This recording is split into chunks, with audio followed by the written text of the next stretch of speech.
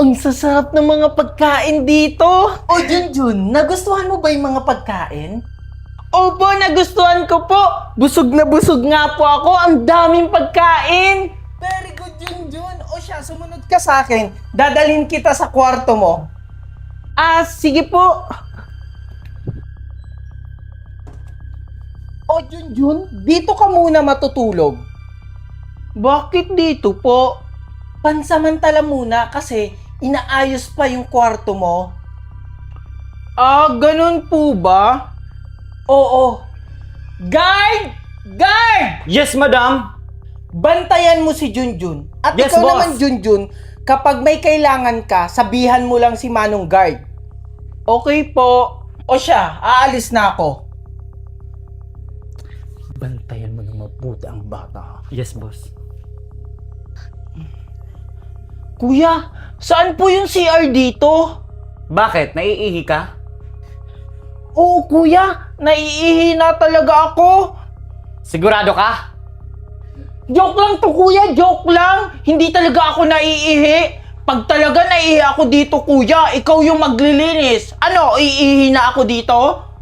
Doon ng CR! Ituturo mo rin pala? Ba't kasi kailangan pang bantayan ako dito? Bilisan mo ah! Yes, bossing. Oh, kamusta si Junjun? Okay lang naman, madam. Siyempre, wala siyang kaalam-alam sa mga nangyayari. Mabuti naman kung ganun. Kailangan magkapera tayo sa batang yan. Siyempre naman, madam. Pag nabenta na natin siya, paldong-paldo na naman tayo. Kaya kailangan mong bantayin yung bata para wala tayong palpak, okay? Okay, madam. Ano? Bebenta ko? Kaya pala gusto nila akong ampunin. Siguro ganun yung ginawa nila kay Marcos.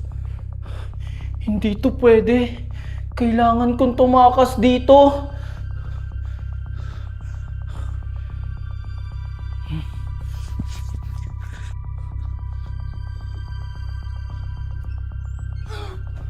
Junjun, Marcos? saan ka pupunta? Hindi ka na makakatakas. Oh! Junjun! Akala mo talaga makakatakas ka? Yaya!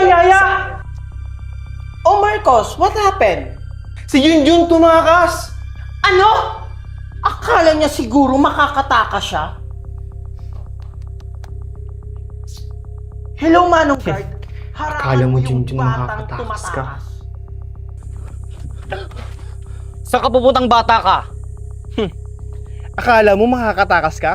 Guard, ikulong yan sa bodega. Masusunod, madam. Bitawan mo ako!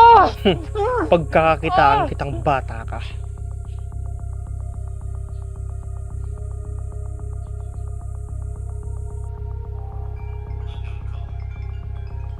Sino kayang tumatawag?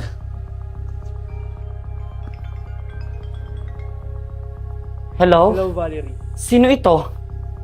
Balita ko nawawala daw anak mo. Sino Nahanap ka? mo na ba? Ikaw ba si Agnas na? Wow! Very good! Ang galing mo manghula ah! Walang hiya ka. O asawa! Ibalik mo Sino sa ang akin yung kausap anak mo? ko. Bakit parang galit na galit ka? Walang hiya ka, Agnas na. Agnas Ibalik mo na? sa akin ang anak ko. Ibalik mo sa akin ang anak ko kung hindi papatayin kita! Wow! Ang takot ko! Grabe! Nanginginig ako sa takot! Sa tingin mo, Marcos, natatakot ako sa'yo? Eh kung yung anak mo kaya yung patayin ko? O Junjun, baka gusto mong mag-hello muna sa mama at papa. Nagmamakaawa ko sa'yo, Agnas na. Huwag na mong sasaktan yung anak ko. Ano ba kailangan mo para maibalik mo yung anak ko? Alam niyo naman kung anong kailangan ko. Eh di pera. Kailangan ko ng maraming pera.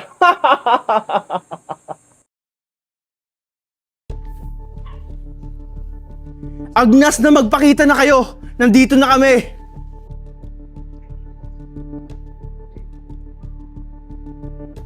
Oh, buti naman at sumipot kayo. Siguraduhin nyo lang na wala kayong kasama. Huwag kang mag-alala, Agnas na. Marunong kami sumunod sa usapan. Nasaan ang anak namin? Ilabas mo na siya. Huwag kang atat, Valerie. Makukuha mo rin yung anak mo. Nasaan muna yung pera? Bumaba ka muna dyan.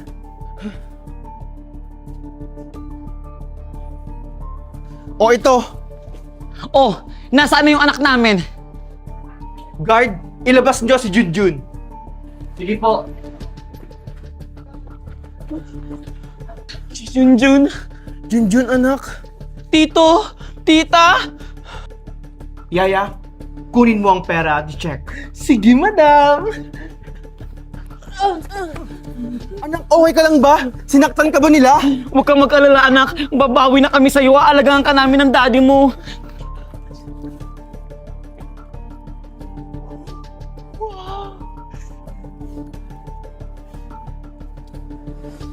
Okay na, madam. Paldong-paldo tayo dito.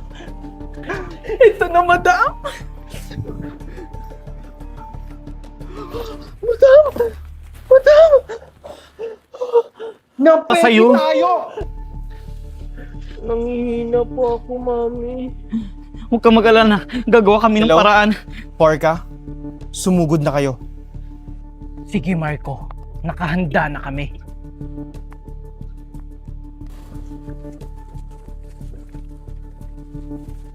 Ang bobo mo talaga! Valerie, tara na, tumakbo na tayo! Guard! Habulin mo sila! Sige po, madam. Walang kikilos ng masama! Napapalagiran na namin kayo. Madam, may mga pulis! Nalintikan na. Itaas ang mga kamay niyo!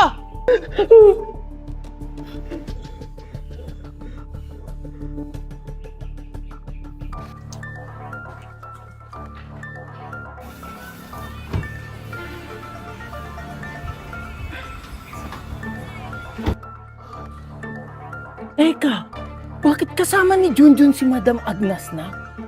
Di ba dun galing si Marcos? Anong ibig sabihin nito?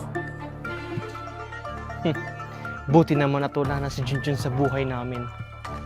Sa wakas, masusunog ko na rin to. Hindi ako papayag na sunugin mo ito! Aling Porka, buwisit ka talaga sa buhay ko. Akin na yan! Akala mo mauulit mo pa yung ginawa mo sa akin? Hindi na ako papayag, Marcos! Kahit anong gawin mo, Aling Porka, hindi maniniwala sa'yo si Mami at Daddy! Tingnan natin, Marcos. Ngayon, lumabas na yung tunay mong ugali. Hindi ka na naawa kay Junjun? Bakit ako maaawa kay Junjun? Bagay lang yun sa kanya. Ngayon, wala na siya sa buhay namin, kaya masaya na ako. Anong ibig mong sabihin? Pinalayas na siya sa bahay, kaya ako na ang magiging anak nila. Napakawalang iya mo talagang bata ka.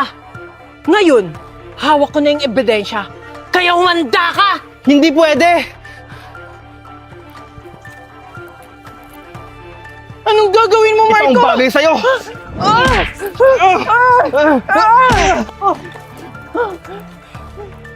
Mari, anong ginagawa mo sa anak ko? Bakit mo siya sinasaktan? Mami, balak niya po akong saktan kasi may utang ka daw po sa kanya. Ano? Walang hiya ka, Porka. Ako harapin mo! Walang hiya ka? Yung anak ko pa talaga yun, ano mo? Hindi totoo Ito ang yan! mararapat sa'yo! Hindi totoo yan! Mami, are you okay? Huwag kang maniwala sa bata na yan! Siya ang may balak na paluin ako dahil hawak ko ang ebidensya! Anong ebidensya yung sinasabi mo? Mami, huwag ka pong maniwala dyan. Nababaliw na yan. Ito lang naman ang magpapatunay na hindi mo anak si Marcos at ang anak mo ay si Junjun! Nababalo ka na ba? Pamangkin ko lang si Junjun! Yan ang alam mo, Valerie. Ito, basahin mo. Ano? Sulat to ng aking ina. Totoo nga. Tunay kong anak si Junjun. Bakit ngayon ko lang to nalaman? Hindi pa huli ang lahat, Valerie. Tutulungan kitang hanapin siya. Saan naman natin siya hanapin? Nakita ko si Junjun kasama ni Agnes na. Ano? Di ba doon ko ginawa si Marcos? Umami ka sa akin, Marcos. Sino ba talaga si Agnes na? Sino ka ba talaga? Hindi ko sasabihin sa inyo at hindi nyo na mahahanap si Junjun. Marcos! Bumalik ka! Hayaan mo na siya, Valerie. Sa ngayon, kailangan natin hanapin si Junjun. Kailangan malaman to ni Marco. Marco! Marco! Bakit, Valerie? Aling Porka? Anong problema? Asan ang anak natin, Valerie? Kailangan mahanap ang anak natin. Ano? Hindi! Si Junjun! Ano? Bakit si Junjun? Nababaliw ka na ba? Hindi, Marco! Si Junjun ang tunay na anak natin! Ito, basahin mo! Ano to? Basahin mo na lang. Yan ang magpapatunay na totoong anak mo si Junjun. Ano? Totoo lahat ng sinabi mo, Borga? Oo, Marco! Nakita ko yung sulat na yan sa may gate nyo. Mukhang may alam dyan si Marcos. Bakit ngayon ko lang ito nalaman? Hindi pa huli ang lahat. Valerie, kailangan natin hanapin si Junjun. Si Marcos, nasan siya? Tumakbo siya! Hindi namin alam kung saan siya nagpunta! O ano pang hinihintay natin? Hanapin na natin si Junjun! Huwag kang mag-alala, Marco. Pupuntahan natin si Agnes na. Nakita ko siya. Kasama niya si Junjun. Ano? Hindi kaya sindikado si Agnes na?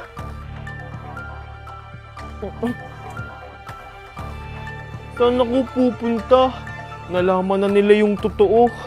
Kailangan kong hanapin si Agnes na para malaman niya. Hindi ako papayag na makuha nila si Junjun. Pero, paano ako pupunta kanila Agnes na? Eh, wala akong pera.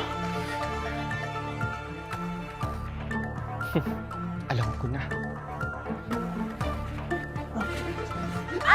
Tulong! Yung bag ko! Tulong! Buti na lang di niya ako naabutan. Buti na lang may laman. Ang swerte ko talaga. Makakapunta na ako kay Agnes na. Tao po! Tao po! Wait lang! Sino yan? Marcos? Bakit ka andito? Sinong kasama mo? Wala, ako lang. We! Bakit may nakikita ka ba? Marunong ka na magbiyahe? Makakapunta ba ako kung hindi ako marunong yaya? Tsaka, may kailangan kayong malaman. Ano? Baka spy ka ha? Ewan sa'yo. Kailangan kong makausap si Ma'am Agnes na alam kong nandyan si Junjun. Sinong Junjun na sinasabi mo? Yung batang nakita niyo sa lansangan. Bakit mo alam? Kasi pinalaya siya ng mga kumuha sa akin, sina Valerie at Marco. Tapos nalaman nila ang totoo na hindi nila ako anak. Ano? At ang tunay nilang anak, si Junjun. Kaya hinahanap nila ngayon siya. Kaya kailangan malaman to ni Ma'am Agnes na. Ano? Mukhang interesting to. Halika, pumasok ka dito. Madam, may bisita ka. Sino yan? May tutubos na ba ng bata? Marcos, anong ginagawa mo dito?